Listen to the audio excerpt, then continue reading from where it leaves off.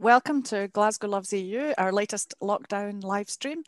And this evening, we're really pleased to have with us Sydney Nash, who has some experience of the UK-EU negotiations in the past and trade deals and such like. He's got background in the civil service and also some motor industry background. And I think he's now working in the charity sector.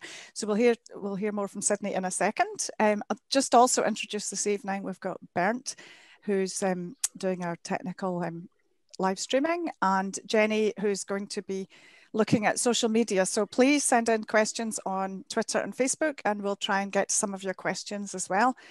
So the first part of the interview, we're hoping to just talk about the deals, and then we'll maybe talk about a wee bit historical background and maybe a bit touch on motor industry, and also maybe get on to talking about the Northern Ireland, sort of the border type situation there. So, so just to sort of kick off, would you like to introduce yourself, Sydney, and just tell us a wee bit more about how you got to where you are? Because I think you had a history degree. I found that fascinating. Really I did, yes. Yeah. So my academic background, for what it's worth, was initially history. I studied up in Durham and made the odd journey up into Scotland when I was there because it was close enough to do so. I then went on to do a master's in international politics, not focusing on Europe, but focusing on Africa and international politics in Africa, having largely studied British Empire and decolonisation in Africa. After all of that, I joined the civil service, started off in cabinet office, working on some legislation, and then quickly found myself working on EU policy and EU strategy for about 6 years, mainly under the coalition government, single market policy, digital single market, and then strategic engagement primarily. So I spent some time in the council building in Brussels. I had the honour to sit behind the union flag and negotiate on behalf of the UK. So that's my kind of background as a UK-EU negotiator. I left all of that in April 2016. It was nothing to do with the referendum. I didn't have so much foresight as to predict what the result would be. It was just the right thing to do. In my career, went to work in the automotive sector on new technologies, data-driven manufacturing and digitalization and autonomous vehicles. Then, of course, the referendum happened and the world changed, and I found myself working instead on Brexit and international trade for the automotive sector from 2016 up until only earlier this year, and then left that in June this year for a new job, which doesn't focus on the EU or on the UK, but WHO and health policy. So a big change. Interesting so far, career. So on the deal and what we're all here to talk about this evening, why is it important that we get a trade deal at all, and how do you think negotiations are going so far? Sure. I think for me, there are two reasons for a deal. The first one is the one that's always spoken about, and it's the economics. And it's well reported what the impact would be of no deal. I'm not sure how well understood it really is, just how disruptive it would be. I grew up in Kent, so I have a real sense of what it's like when that county gets gridlocked because you can't get trucks through Dover. And Kent will be on the front line of all this in the event of no deal. But the knock-on effects would be multiple. Supply chains would be disrupted. There will be absences of products on the shelves. It's not to say that we'll all go hungry, but certain things won't turn up. That will be inevitably part of the problem. That's the short term. The long term, of course, would be that any export businesses like automotive become less competitive. They get massive tariffs put on them. Those costs can't be absorbed. The attractiveness of building in the UK diminishes, and the cost of buying products in the UK increases. So we'll all be hit from that. And it wouldn't just be the businesses who export directly to the EU are hit. Any business that's using a product that is currently plugged into the single market through regulatory frameworks is imported into the UK will be hit. So great examples is chemicals. Chemicals and a whole host of things, and you'll often hear supporters of Brexit say, well, most companies in the UK don't export hairdressers, they don't export. Well, you're right, they don't. You don't tend to export your service of hairdressing, but you do tend to import the chemicals that are in the dyes you're using to dye the hair. And if those can't come in as easily, or if the regulatory regime is not in place to clear them, you'll either find they're not available or just that the cost goes up. Now, over time, people might not recognise that's because of Brexit or not, but the truth of the matter would be that would be the result of a no deal. Now, does a deal get rid of all of those problems? not totally. I think the sad reality is the deal will be quite thin. I've spoken about goods here, but on the services side of things, there's not going to be a lot in this deal for services. So for insurance, for example, legal services, and indeed financial services, they will just lose their market access to the EU, deal or no deal. But for manufacturers like automotive, it's a significant employer, 140,000 in manufacturing across the UK, 800,000 across the whole industry. It's absolutely vital they get a deal, because that avoids a 10% tariff on finished vehicles and millions of pounds worth of costs. It will literally keep the auto sector alive having a deal, and that will matter to a lot of communities around the country. So that's the economic side of it, but I think there's a geopolitical point here as well, which is really about what are our relations going to be like with our closest neighbour. Like it or not, we can't move the country. We will always be a stone's throw from the European Union, but also what image does the UK present to the rest of the world in its post-Brexit formation? And I think if we fail to agree a deal, especially after recent events on the internal market bill, those infamous words that it's going to break international law, if only in a targeted way. To me, this does not send the right impression to international partners. It sends the wrong impression to those who we should naturally be friends with. It suggests that we're not a trustworthy partner, not a trustworthy negotiator. And it sends the wrong impression to countries that we want to tell off for not complying with international law, and we want signing up to deals. We'll show that we're unable to do that or unable to comply with them. And it will just be damaging to our relationship with the EU. They're already in a pretty bad state, and failing to agree a deal, I think, will just put them in a deep freeze for a long period of time, and that will have lots of long-term, slightly unpredictable but negative political consequences. So I think there's those two reasons: the economic one, absolutely vital, but also a broader geopolitical one. Mm-hmm. And do you think running things down to the last minute has been a wise thing to do? Is it a good negotiating tactic? I personally don't think it's a good negotiating tactic. I think it's quite deliberate that the government's doing this. I think it's a choice that they've made, and I think it's the result of some misconceptions and misunderstandings of how the EU operates. So you'll often hear Brexit supporting ministers and MPs say, well, the EU only makes a deal at the 11th hour and the EU folds at the 11th hour. Now, both of those are incorrect. On the first one, I think they're confusing what happens when the EU is negotiating internally itself with the now 27 member states and what it does with third parties. Now, I've witnessed European councils and subsets at the economic ministry level, and those discussions go late into the night, past midnight and on. You need to know the good place to get French fries and mayonnaise at 1 a.m. while the discussions are still going. And the EU will continue to do that when it's amongst member states, because it's based on consensus. So they will talk until a deal is struck. And yes, sometimes that is beyond the 11th hour, very, very late on in the process. But that doesn't translate when they're talking to a third country. The EU doesn't wait till the 11th hour because it has processes it has in place. It has rules about ratification that it needs to follow. It doesn't wait till the last minute. They're actually pretty organised in these things. I think there's been a misunderstanding amongst Brexiteers that the EU will do with the UK when the UK is out of the club as it did with the UK when the UK is in the club. And I'm surprised they haven't learned the lesson yet, because it's been very clear all along that that's not how they're going to deal with the UK under these circumstances. I think the other point about the EU folding, certainly the last 4 years haven't suggested that when the clock is ticking, it's the EU that folds. Throughout this whole process, it has been the UK that's then made concessions when the time pressure's been on. Now, I think what this current government tells itself is, yes, but that was Theresa May, and Theresa May was weak. We're different. So maybe, but Boris Johnson wasn't different last October. He did the same thing. In fact, he folded in a much more significant way than Theresa May did. So from the point of view of somebody who's British, do I think this is a good tactic? No, I don't think it works for the UK. From the point of view of Brussels, I think they're pretty relaxed about it. I think they think it works in their favour, and they may well be right. But as a high-risk strategy, we could end up with no deal just by accident. Mm-hmm. Yeah. Which do you feel it would be, a sort of thin deal or no deal? What's your sense at the moment? I still think that on balance, we get a deal, and we get a thin deal. And I don't think it has a huge amount to do with the substance of that deal anymore. I think it's all about the politics. From what I read, from what I hear from former colleagues, the not even the bare bones, the flesh is there on a deal. Behind the scenes, the negotiators are still talking, text is being written, and both sides know where their room for manoeuvre is. And they know that on the UK side. I see people criticise David Frost. I was very lucky to work with David. He's highly talented, extremely intelligent, very organised. He knows where all the moves are. He's just waiting for the political steer.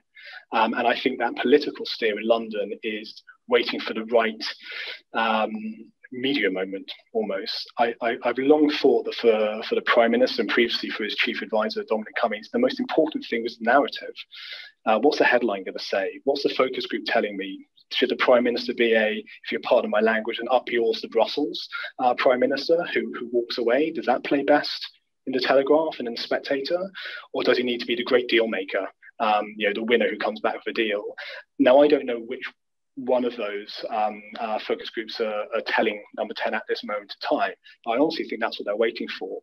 And with everything else that's going on with COVID, with the spending review coming in, there's a lot else on their plate. And if the Prime Minister's thinking, ultimately, I need to do a deal, and I could never satisfy my backbenchers, it doesn't matter what's in a deal, they'll never be satisfied. I need to push this as close to Christmas as possible, so I can basically hide it. I can just say to the public, hey, we've got a deal. Merry Christmas, everybody. The lockdown's been lifted. We'll go have fun. And he knows the public, frankly, audience here aside, the vast majority of people don't care. And nobody's going to read it. And most parliamentarians won't read it either. So I think there's the temptation will be to hide it, but do a thin deal, but just kind of hide the consequences and then move on. So I think on balance, we still get a deal. Yeah, to keep the goods moving maybe. And yeah, absolutely. So Boris saves Brexit will be the next headline after Something Boris like saves that. Christmas. So right up to Christmas then. So and fish, has it been worth it all for fish, or do you think they might leave that out to decide later? I mean, from an economic point of view, of course, it doesn't. It's not worth it for fish. It's not at a macro level an important enough part of the UK economy, nor is it an important enough part of the EU's economy. But I do appreciate it. It has serious political consequences for particular communities, not unlike automotive. There are particular communities that completely rely on fishing. And one can't undermine their means of making a living without thinking very, very carefully about it. I think the politics around it, the idea of taking back control of our fish, the fish aren't carrying British passports, as far as I'm aware. I think that's a bit overblown, and I don't think it helps government make concessions and move. They have a tendency to paint themselves into a corner because they like a snappy soundbite that doesn't then translate into a negotiation. That said, I think it hasn't been the most important part. I think level playing field has been more important for this government because it goes to the sovereignty. It really goes to the sovereignty point. Fish, to an extent, goes to the sovereignty point, but level playing field really, really does, because it's about the UK's ability to do whatever it wants, free of any outside control. And I think that's a much more complicated thing for this government to handle. Mm-hmm. Right. And you said Boris caved in October. Could you just explain that? Because I'm not quite sure what you meant by that. So I mean October 2019, and I mean around the protocol on Ireland, Northern Ireland. And it was an extraordinary moment because Theresa May said the initial version of the backstop, the one that was Northern Ireland only, was something that no British Prime Minister could sign up to. And Johnson was very happy to back her on that. Now, I'm not sure he had ever read the original backstop, but he had an instinctive response to this was the wrong thing for the country to do. But of course, Theresa May then amended that under pressure from the DUP to make it a whole UK backstop to ensure there would not be any quote-unquote border in the Irish Sea. We all remember the multiple votes and ever-increasing defeats that the government took around all of this. And how did Boris Johnson solve it? Well, he went back to the original that Theresa May said no British Prime Minister could ever sign up to. Now, to be fair, there were some quite important changes, not about the fundamentals of how it would operate, not about the fundamentals of how goods would move north, south, east, west, but really about the democratic consent regime. So the fact that every 5 years the people of Northern Ireland have to vote to maintain these arrangements. If they vote against, and there's a discussion, etc., etc. We could go through the details later. So there was a fundamental change on the democratic consent side, and certainly if you speak to the DUP, that was pretty damn important. But actually, in terms of what it meant for the makeup of the UK, the movement of goods, the economic consequences, it was all the things that Johnson the priest said was terrible, and the reason he signed up to it was because he needed a deal, and he needed it quickly, because the most important thing for him was winning the election. And I go back to the focus groups. They'd done their polling. They knew it was better to go into the election with a deal, no matter what that deal would be, because nobody was going to read it. And it was right. And we have the government we have as a result. Oh, thank you for explaining that. Yeah. I know there's been so many stages, it's hard to keep track, but yeah, that was an important one. And Theresa May's deal maybe wasn't as bad as they think, but it meant we would have been in the single market. Is that right? That backstop thing? Yeah, exactly. So Theresa May's deal, I mean, it all depends on your point of view as to whether it's good or bad. So if I was to assume the role of an ERG member, I'd look at Theresa May's deal and be absolutely horrified, for all the reasons they were horrified, that it effectively created a flaw through the backstop that meant the whole of the UK would be in the customs union. And from their point of view, that was unacceptable, because it meant the UK wouldn't have an independent trade policy. It has various consequences around state aid, for example. Now, if we went back, of course, to 2016, none of them were saying that was a problem, but they'd moved on and they decided that was not the type of Brexit they wanted. But from an economic point of view, from a maintaining close relations with our nearest partner, our closest economic partner, our closest security partner, actually, it was a pretty good deal. But not one that could have got through Parliament, although I think arguably no deal in any form could have really got through that Parliament, because it was just too weak. The government was too weak to push anything through. Okay. Jenny, has there been any questions coming through? Yeah, and we've had a question on Facebook about the election of Joe Biden, and whether you think that will have any influence on the talks, in particular with regard to Northern Ireland. It's a really good question. And I mean, it's an extraordinary moment to have a president-elect who has been so vocal on the issue of the backstop or the protocol, and indeed the internal market bill, and to have one who's so open, honest and proud about his Irish heritage, which I think does create, it must have caused pause for some people in number 10 when he came in. I don't think it changes any of the fundamentals of what movement does the UK and the EU need to make to strike a deal. But I think it does have implications for that piece of legislation, the internal market bill, and how the government handles that.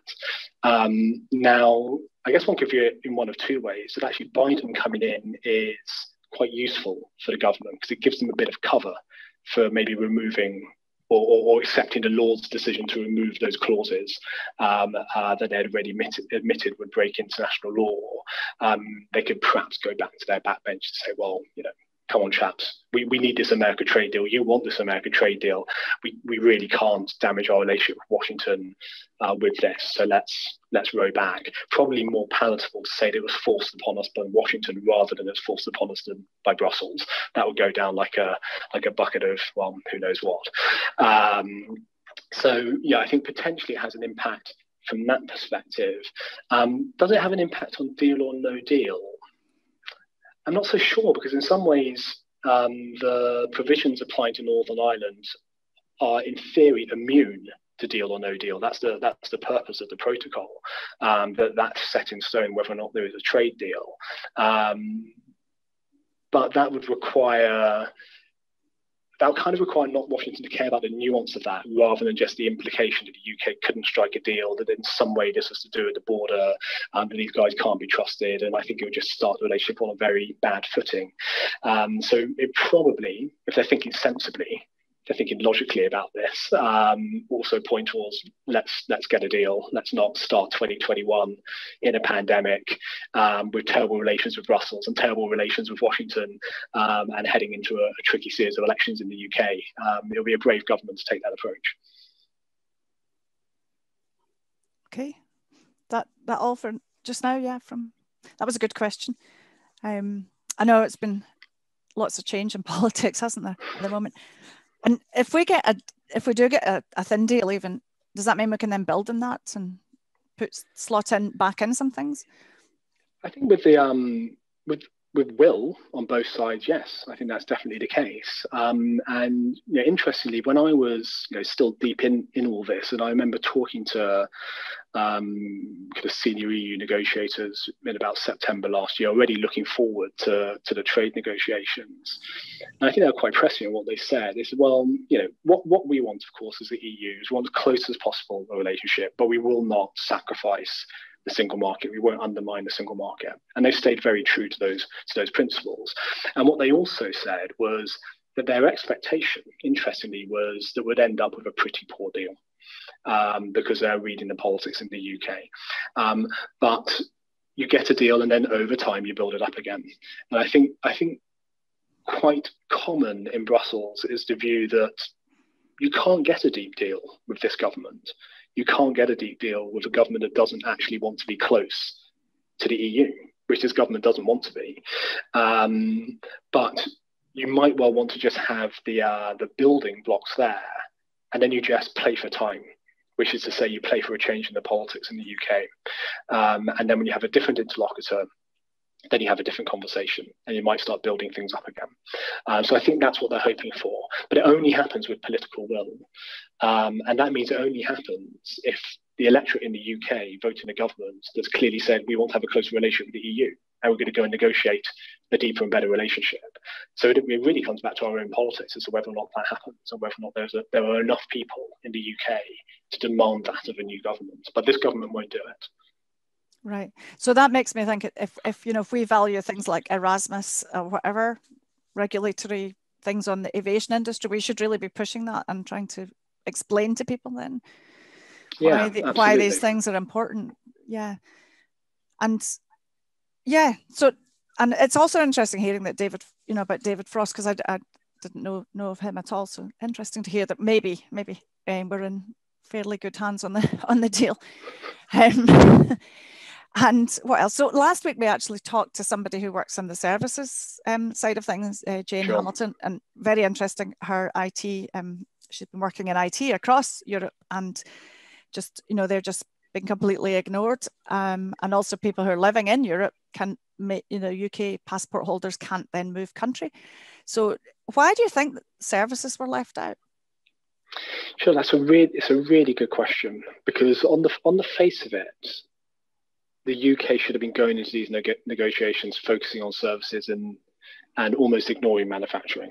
So if one just took a very simplistic look at the UK economy, it all pointed towards financial services being prioritized, digital services, legal services, accounting services. This is what the UK does. It's largely a services economy.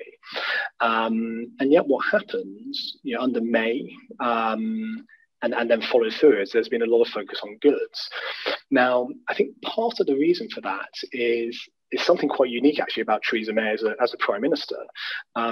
She came in and did a machinery of government change. It's one of the first things she did, set up Department for International Trade, set up Department for Equity in the European Union, but also importantly, reshaped what was previously Department for Business Innovations and Skills, and made a Department for Business, Energy and Industrial Strategy.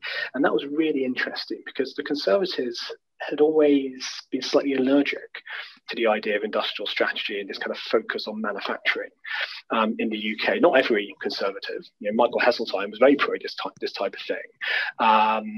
But when I was still in government and Sajid Javid was Secretary of State, kind of coming in after Vince Cable, we'd done an industrial strategy under the coalition. It was pretty well regarded by business. It had a big structure in place. And then when the new government came in, the view was, I don't even want to talk about industrial strategy. So it was all left to slightly wither on the vine. And then Theresa May came in, it's like, no, we're really going to prioritise it to an extent. We'll change the department's name and then put Greg Clark in to really focus on this. And actually, I think that combination of May and Clark meant a much greater focus on manufacturing than certainly I've seen from Conservative governments in my lifetime. And I think that then translated into their thinking around the negotiations. So actually a lot of this was about prioritising manufacturing.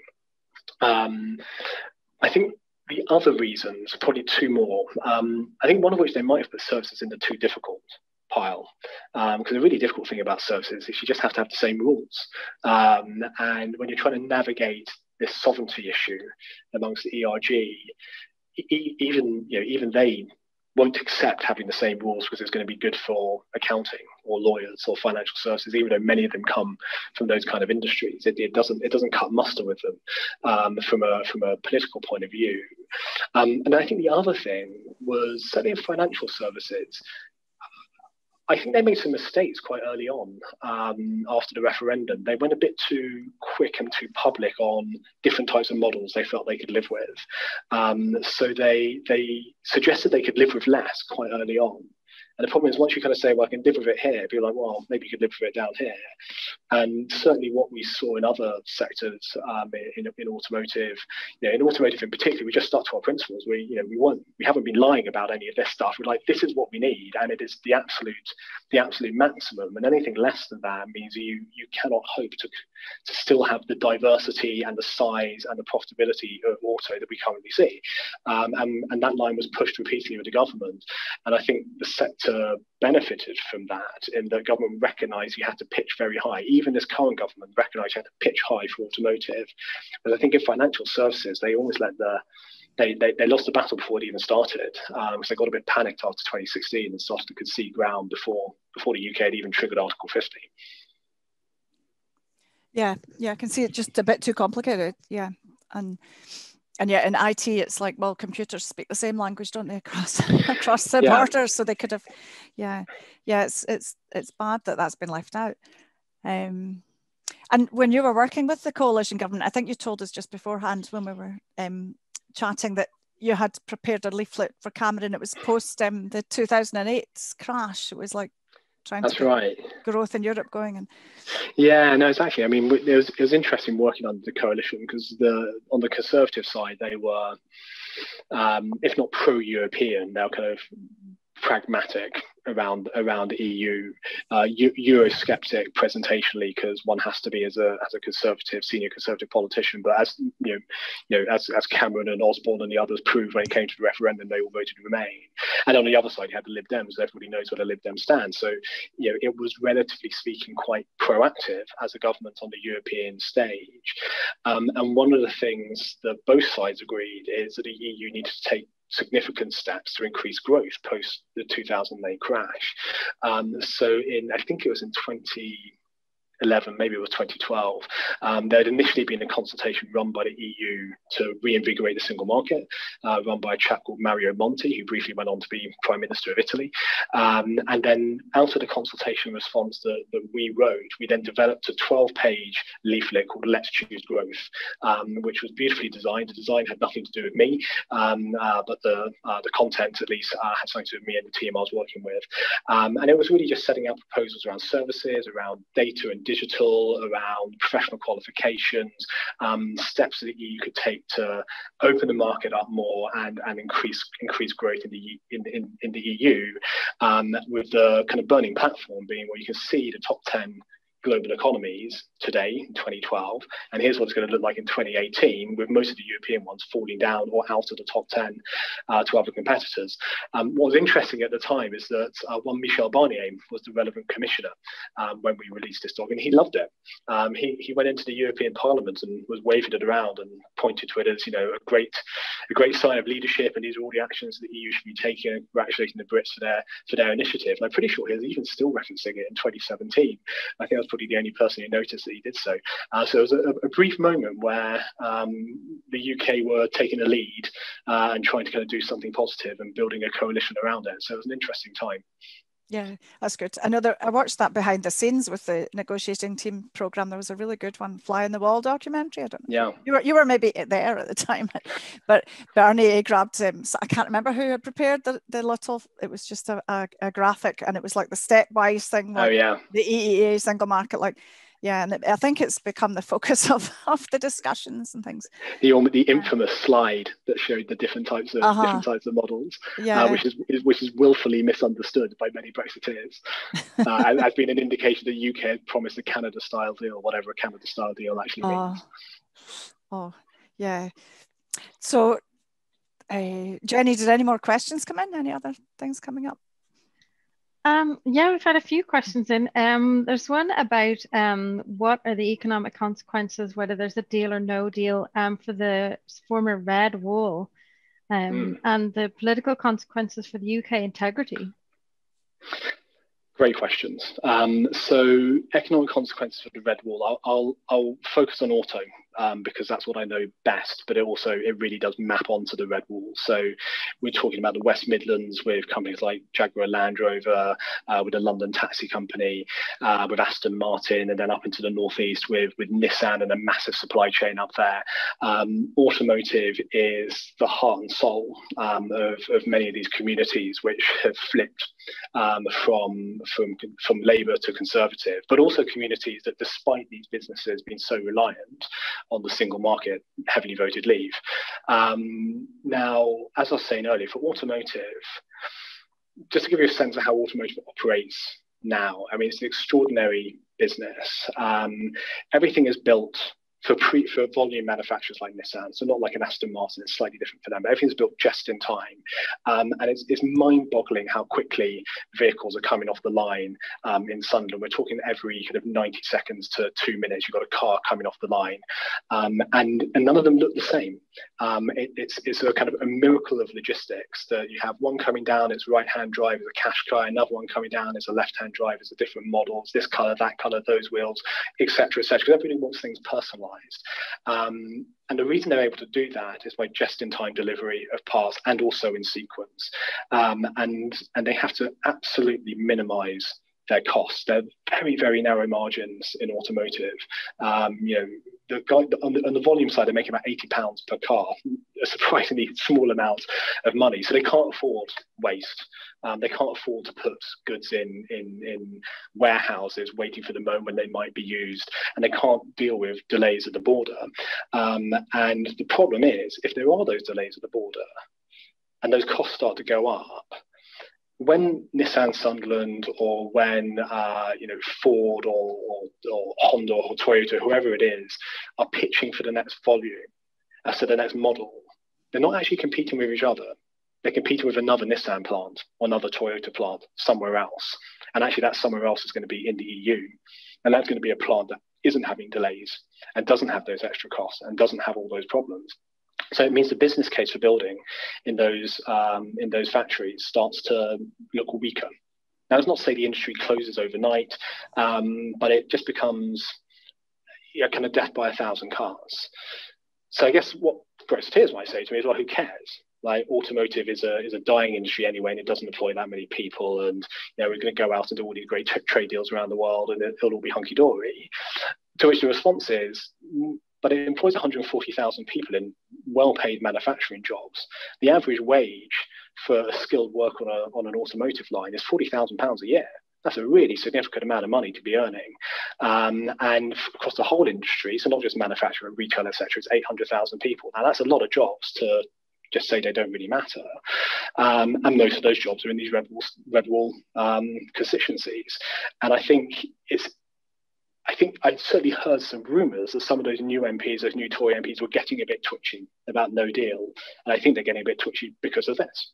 And it's not just, automotive, it's also, chemicals. It's also things like ceramics, not a massive amount of the UK economy, but you go to somewhere like Stoke, it's very, very important. And that's a constituency, if I remember correctly, that went from red to blue in the last election. So the risk is that they say levelling up, and then they fail to agree a deal and just put a torpedo through the most important parts of the economies of those regions.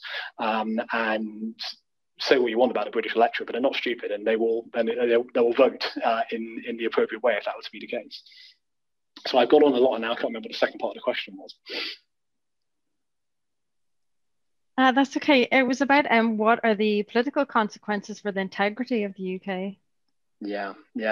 I kind of feel like I want to ask everybody who's listening that, because it all points to what's going to happen in Scotland, and you're more expert in that than I am. And I think what we've seen with Brexit, it really it's kind of rattled all the kind of foundations of the UK constitutional settlement. It's rattled the law, the courts and the law. It's kind of rattled the role of Parliament, and indeed it's kind of rattling devolution settlement and the relationship between the four nations. And it seems very obvious to me that the country is pulling itself apart at the moment.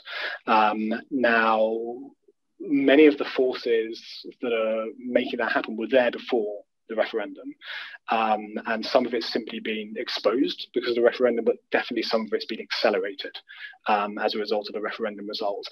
And I can only imagine if we fail to agree a deal, it'll accelerate further.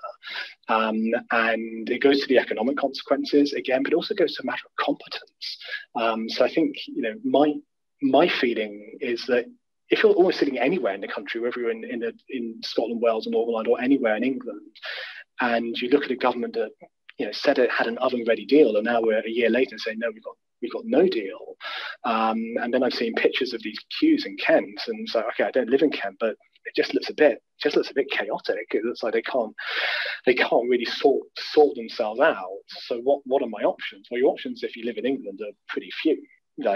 You're stuck with a government in London. But if you're sitting in Scotland, you might think, well, there are some alternatives we might want to consider. And I guess this is why we're seeing the polling's just more and more people favouring, at the very least, another referendum, and certainly potentially independence as well. And then we see the same thing in Wales. And very anecdotally, I go to Wales every summer for my holidays. I like to get up in the mountains, and I was amazed how many stickers I saw for Welsh independence around. I'd never seen anything like it. Now, I guess it could have just been one guy sticking them in all the lampposts and bus stops, but even if it was just one person, nobody was taking them down. And I thought that was really interesting.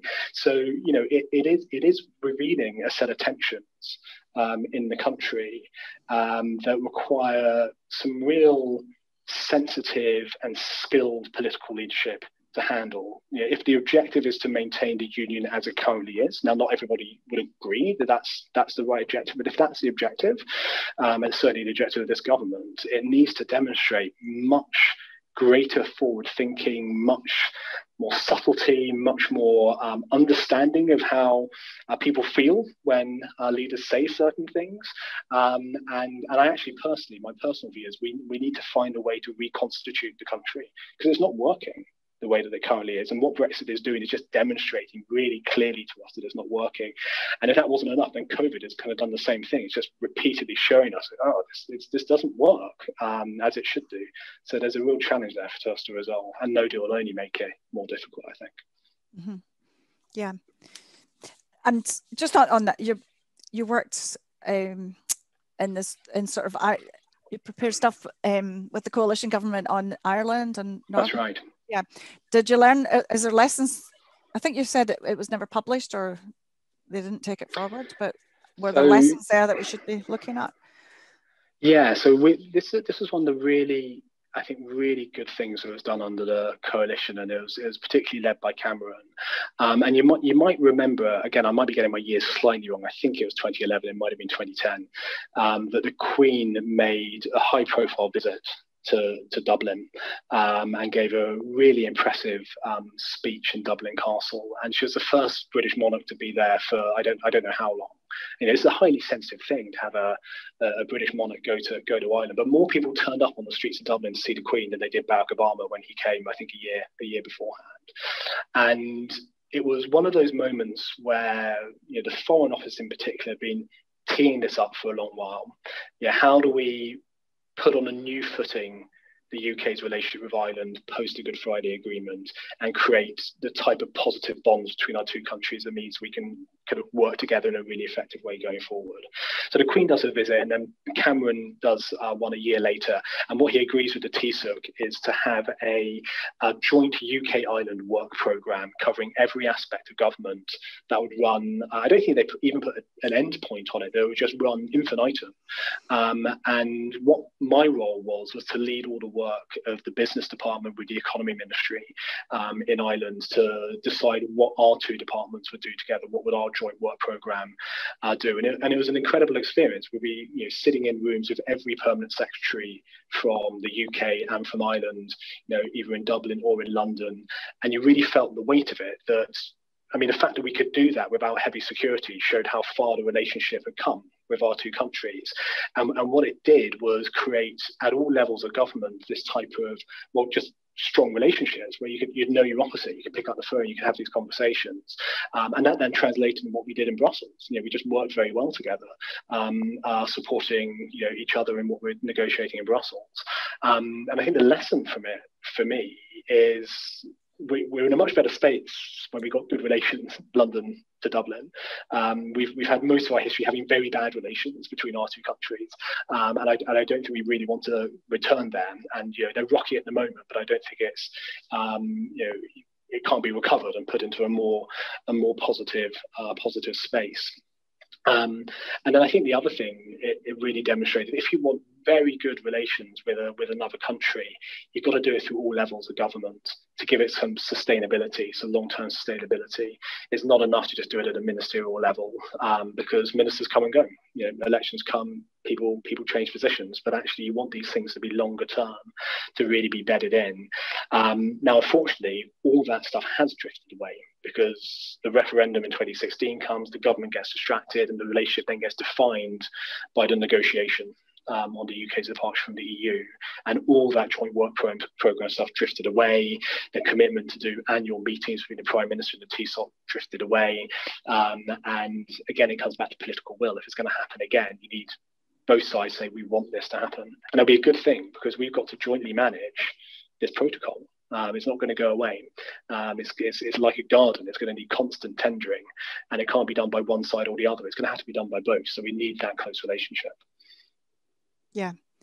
And after all that, sort of when you were working well together, and then Cameron got pushed into the referendum, can you remember what was it that really was the push that led to the EU referendum happening? My view is that the problem for Cameron is he didn't win a majority in 2010. So my view at least is, people might give another version of the history, but he essentially made a deal with the conservative Eurosceptics, which was stop banging on about Europe and I'll win us a majority and get us back in power. And they, having gone through Michael Howard and Ian Duncan Smith and open Eurosceptics, they're willing to say, okay, we're done being on the opposition benches and not as comfortable as the green benches on the other side. So let's give this guy a pop. But then he didn't win a majority.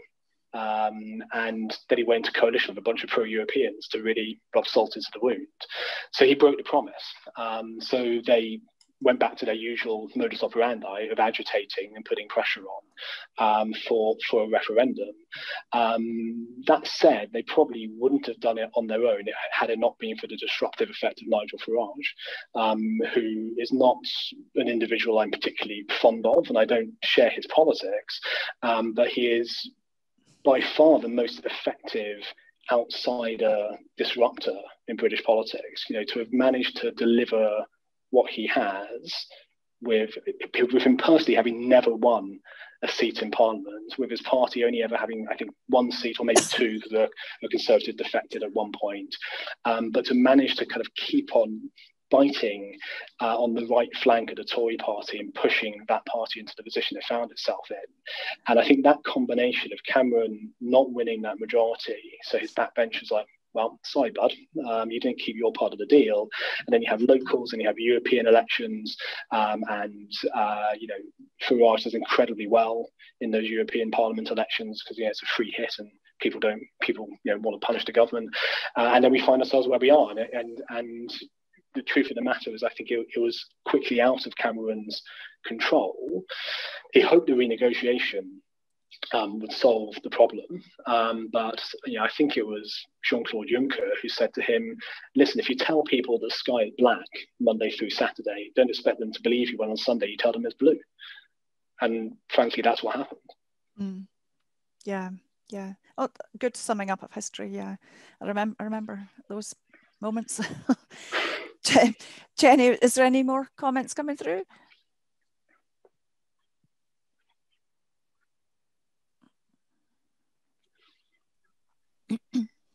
There's a very long, complicated question here. It's about how do you think that the fact that the UK government never really explained how the EU functioned in the last, say, 50 years, do you think that had an influence on the vote in the referendum? Yes, I think it probably did. I would argue that maybe many people in the UK government didn't understand how it worked either, so they weren't actually in a position to explain it very clearly to the population. I think there was a failure. So, I mean, the electorate doesn't need to know about all the nitty gritty, all the kind of complicated bureaucratic elements of the EU. They don't need to understand about comitology or whatever else. But I think there was a failure to explain just the fundamental principles of how it worked, and particularly about how it works in a democratic function. So the narrative grew that the EU is in some way undemocratic.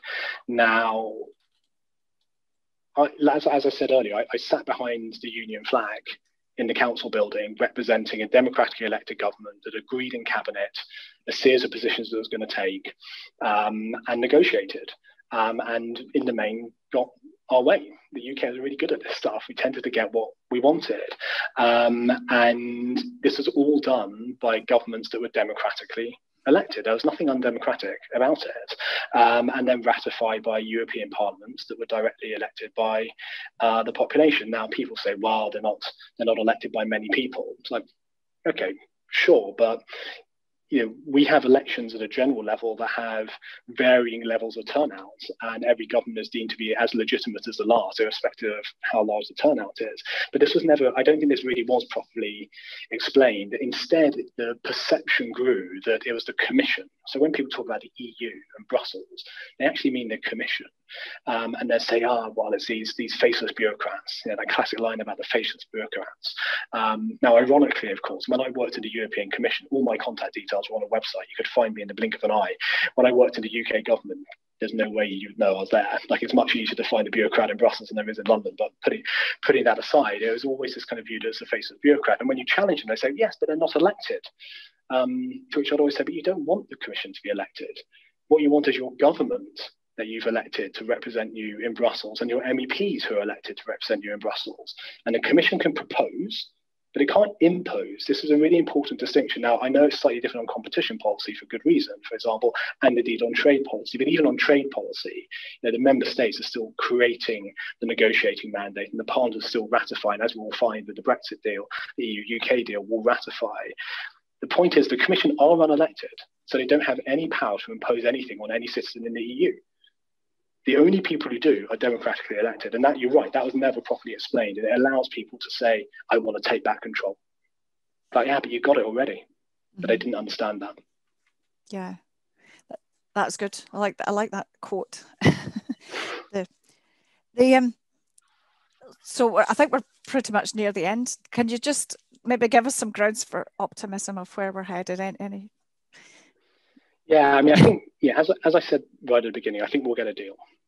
It's not going to be a great deal, but we'll get a deal. And that does provide building blocks. So, there's something there to build on going forward. So, I think my grounds for optimism is that the British public, I feel, are more politically engaged than I've seen for a long, long time. I feel that there's a younger generation who have been fired up by what happened in 2016 and have recognised that politics isn't a spectator sport. You've got to get on the pitch and get involved. Now, they may share my views, they may not share my views. In some ways, that doesn't really matter.